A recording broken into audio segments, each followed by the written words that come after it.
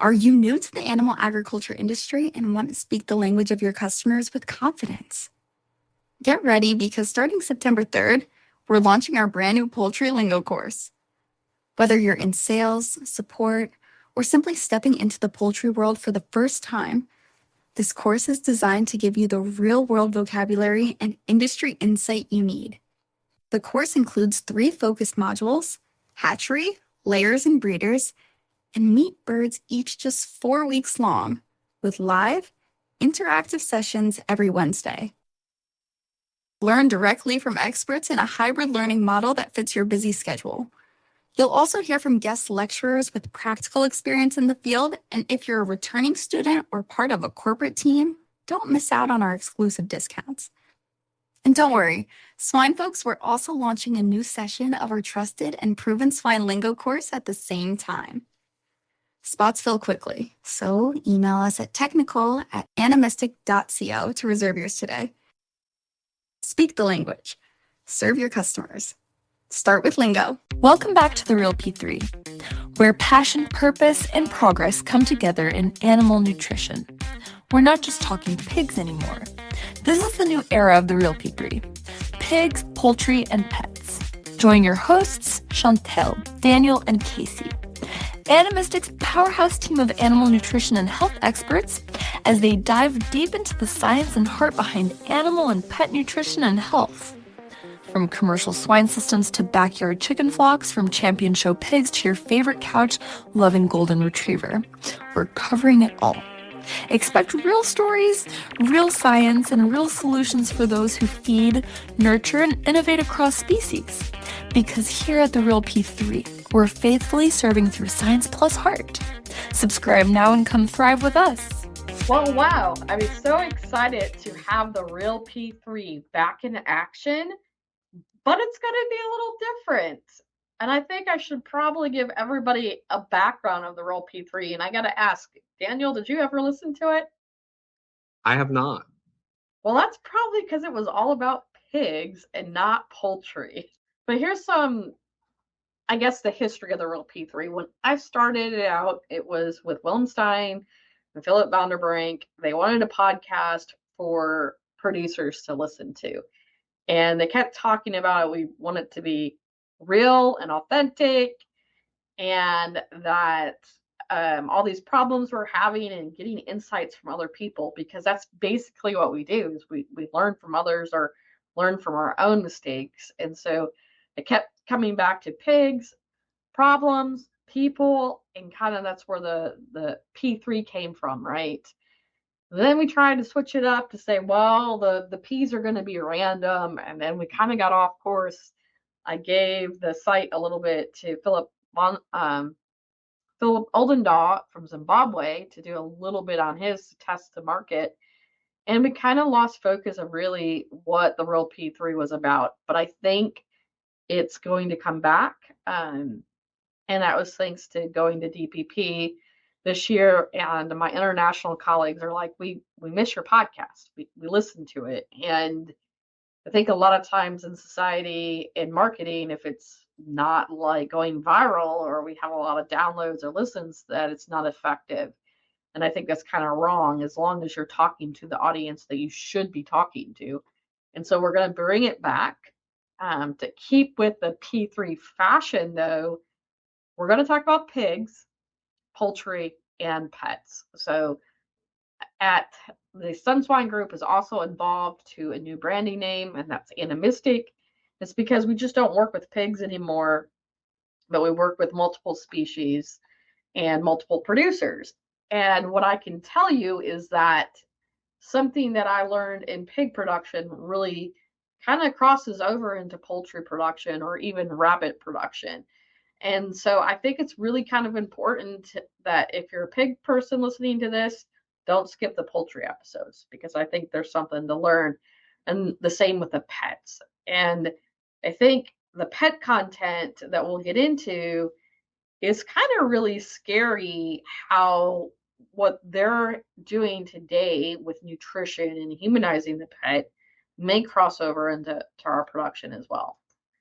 But yes, we're going to be species focused, and we're going to have dedicated hosts. So I'm turning the pig section over to Chantel. And Chantel, you're actually a guest of the Earl P3 in the past. Kind of explain what your vision's going to be and your background. So maybe they didn't listen to the Chantel episode, which was one of our top 5 hits of episodes, but kind of explain your background, what you see visions with the episodes and the conversations you plan to have in the swine sector. I'm really happy to hear that it's the one of the top 5. I did not know that. And it was from quite a few years ago, so everyone should go a few years back. There's obviously been some changes. It was specifically about simulation modeling and how we can apply that to the industry. So obviously we know a little bit more now, or hopefully we know a little bit more now. Modeling is dynamic, changing.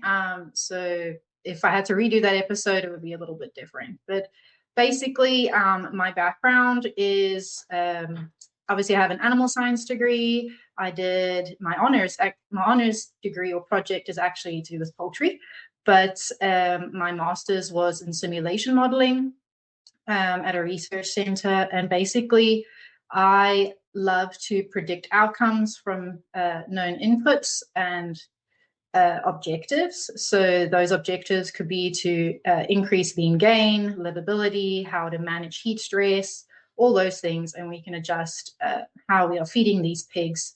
And that's what I want to bring to the Real P3 is dynamic changes, area specific changes or ways that we can optimize and not maximize. So how we can optimize for specific industries, specific areas, and specific people.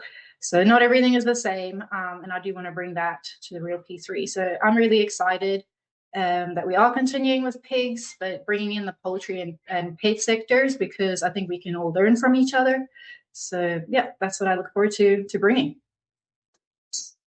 Well, you even have poultry experience in the US now.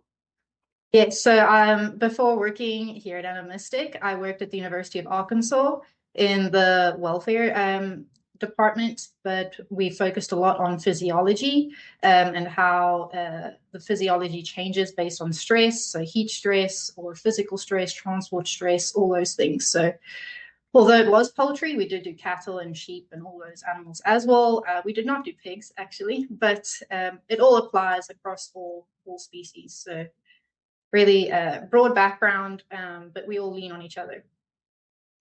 Really cool. Well, this is kind of exciting, Daniel. This is kind of not only that you're going to be the host and talk poultry, but this is kind of your introduction to the world of being part of Animistic now.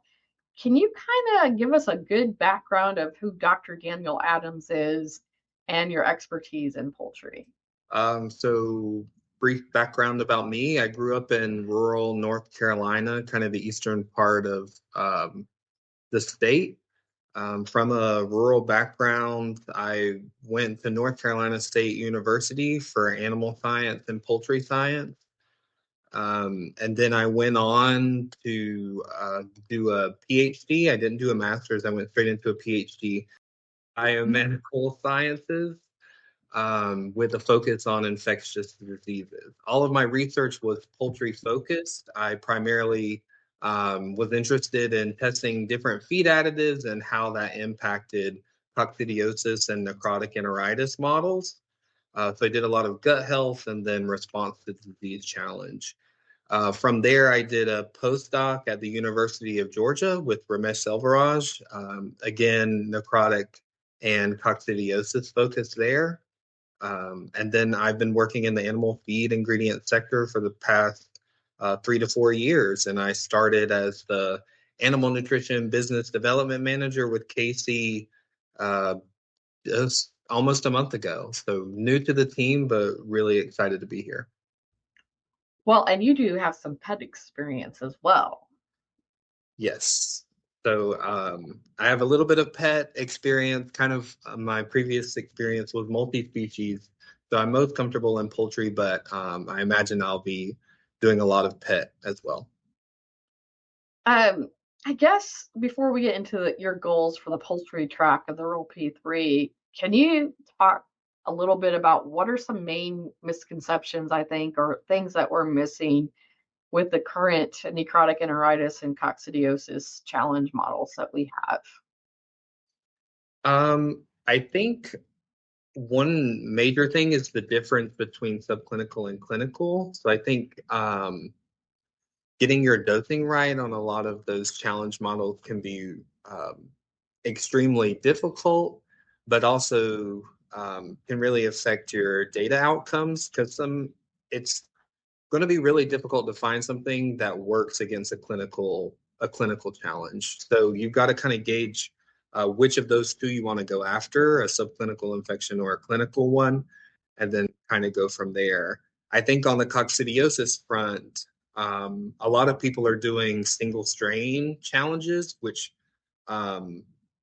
are beneficial, but in reality, in the barn and on the farm, you're not going to have a single strain challenge really ever. It's all mixed species. So kind of divvying all those out, you might have to try each species of coccidia or of Eimeria individually, but then you got to have a mixed species challenge at some point.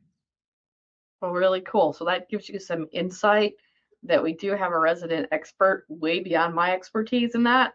If you want to talk E. coli, we could talk E. coli a little bit more in pigs, but necrotic enteritis, it can kind of be the same in rabbits, pigs, but yeah, it's different. Kind of what's your goals for the poultry track? Obviously, we heard Chantel, and she's going to probably talk a lot about modeling, and that's her passion and soon to be hopefully PhD path. But kind of walk us through what your goals are with the poultry part of the series. Yeah. So I consider myself to be a nutritional immunologist. So I like to say I work bridging the gap between nutrition and health. And that's kind of what I would like to do with this my section of the podcast is make sure we get nutritionist perspective, but also perspectives from the animal health side, and then try to make those connections between those two different fields and ultimately come up with some practical advice for producers, practical knowledge that they can take back with them on farm to make an impact. Really cool. And I guess that leads us to the pet and 3Ps, 3 hosts. I'm going to try to turn as much over to Daniel and Chantel as I can, but I would like to have some interesting topics about pets. And obviously, everybody thinks cats and dogs. We've been working with a really cool client in the gecko field. And Chantel, kind of walk us through what are some of the challenges when we look at these pet species in nutrition that we don't, what are your main challenges supporting them as a nutritionist? So I would say specifically for the niche pets, the challenge would be research. So research of their requirements, getting that baseline. Sometimes, for example, the geckos were based off a chicken model, and I don't think that the digestion is not that different, but not similar enough where you can just say they equal each other. But I would say research, good research, having a large enough sample size in that research too, that goes across all pet species. Generally, it's more expensive or more difficult. And you're obviously not going to go cut up a dog at the end of the trial. So you are limited in terms of what you can get out of that. But yeah, and then with the clients themselves, just difficulty with objectives. They kind of want an all-in-one or something like that, and that's not always the case because some minerals or vitamins and other feed components compete with each other, or you can't get a large enough dose for it to be therapeutic. But yeah, just aligning on what we want from products for pets. And also educating the consumer. So some consumers think certain feed ingredients are bad, and some aren't, but not all of them are, and they have this bad name around them. Sometimes they're really great, whether that's for price or other reasons, but that goes for certain ingredients that have this health halo around it, and everyone is obsessed with it. So yeah, I think it's about education from the consumer, but also the people developing the products. Well, and let's be real about here. What are the two fastest growing pets besides cats and dogs? And I would say that's backyard poultry. So they have the same problems we do in the barn, but they don't have the knowledge to treat it on their level. And horses. And if we look at, I go back to my tribute feed days, before they did a lot of digestibility work or amino acid work, we had to use the pig or poultry as what should those ratios be of those amino acids. And that's where we cross collaborated. And I really think some of these nutritional challenges or health problems we're having, regardless if it's in poultry, swine, dairy, horses, there's a lot to learn from those other species. And so that's really why I'm not taking the pet out of it, because I think we also need to get that consumer perception, because what they love about their dogs, they're also considering in their food choices and, how we raise our animals. But, I think there's something they can learn. One of the disappointing factors that I did have attending more of a clinical nutrition meeting was a sample size you talked about, Chantel, but how easily veterinarians and these people who are, interacting with patients like to use correlation as causation. And I mean, we see that in the human medical side as well. And it's quite scary to say that if I put a feeding tube in my dog, that it has 3 times the potential of mortality. And you got a question from another vet, should we even put a feeding tube in? And and they're all focused on nutrition. And what they forgot is we can focus on nutrition and recovery of that animal, but we got to keep them alive first. And sometimes food to me is not as important as keeping them hydrated and their electrolyte balances. And that kind of scared me going in there. So I'm hoping, with our access to multiple species, that we can even bring in some good content to help the pet industry, or I would say pet producers out there, because, I worked with the largest rabbit breeder in North America. I used a lot of my pig production skills to help them. You're working with one of the largest gecko breeders probably in the US, Chantel. And we're using the bird and the pig and our knowledge from that, those species to help as well. We got performance animals in the horse and in the dog. You look at our pigs and our chickens, they are performance animals every day. So I think there's a lot that we can bring to the table and knowledge. And I do think that's kind of why I wanted to keep the pet in there, because we forget about the specialty, even poultry and swine parts of our industry that are very valuable to our market and to our education and knowledge. But I guess you guys, either one of you have some teasers about what's coming up. Have you got a lineup of people you're going to be interviewing? We wouldn't give that away. You will have to stay tuned. Stay tuned, but it's all going to be industry applied and obviously pulling from academia, but it'll all be applied, applicable, and relevant. So you should give it a listen. Well, I was going to also say, you both have got to listen to the teaser that we're doing on the Coffee in the Barn with AI. Do you foresee AI being part of the Role P3?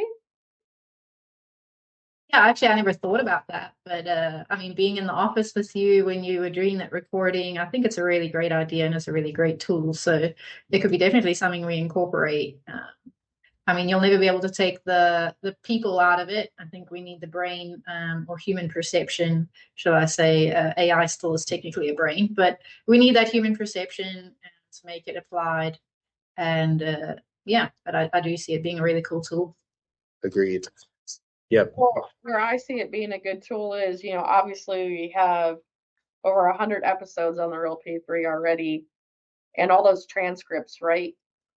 Even stuff from the past, even though I started that 5 years ago, I think you could bring maybe the AI or parts of the recording to go through the transcripts to bring that content back and insert that into your conversations you're having with future guests. And so I see it as an opportunity to make our content even stronger, even on the Real P3.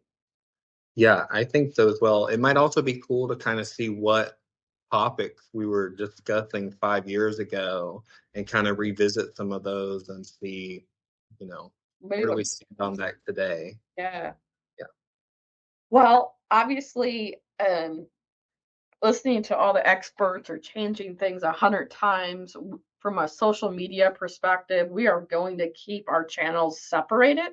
So the Roll P3 will have its Twitter backup, Instagram, Facebook, and LinkedIn. And Animistic's channels and us personally will probably like and share as well. We are looking for sponsors. So if you're listening to this and excited that it's back, we would love to have some sponsorships on this episode. If you were a guest, like Daniel said, what's changed in 5 years? We'd like to hear the story, especially for some of my original guests with Chantel's connection to Africa. A lot of them were out of that region as well. But really connect with us. We're going to do a better job at sharing on email, but we won't bombard you. But we're really looking forward to the next chapter of the Real P3. And as always, if you get a chance today, hug a pig for me.